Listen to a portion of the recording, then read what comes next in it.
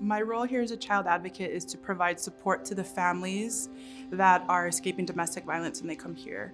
So a lot of what I do is connect them to resources, advocate for their families, and especially advocating for the kids if they've experienced trauma, which they all have, and advocating to their parents about their experience too in experiencing the domestic violence. As a public policy analyst, we focus in three main areas. We focus in policy advocacy, issue education, and collaboration. We are working to improve the well-being of women and children by working with other agencies on similar issues. We lobby during the legislative session, and we educate the community on issues that affect women and girls. We are the only domestic violence shelter that has a full-time policy analyst, which is really key. We have the shelter.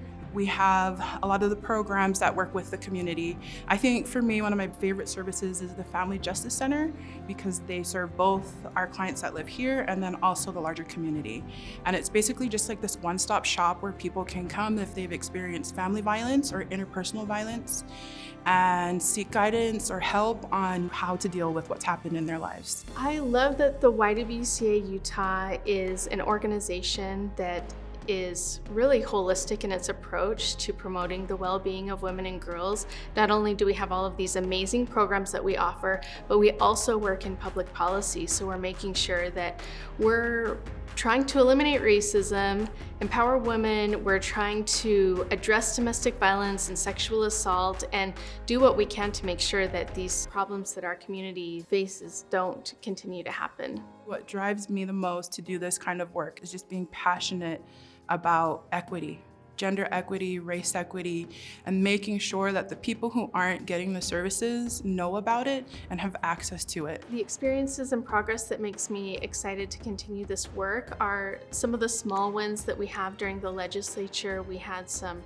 really wonderful bills come out that help people who are low income access more assistance for childcare.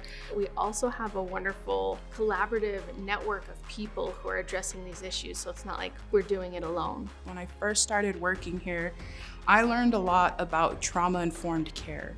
And I had never known about that before. And I think working with vulnerable populations, I didn't necessarily identify that as something we needed. And then when I came here and saw that this was the work that they were doing, and this is how they were working with people, and this is how they were connecting people to the services by helping them understand their trauma, it really resonated with me. Just watching people empower themselves and thrive, I think, gives me hope for the future and just for our community at large.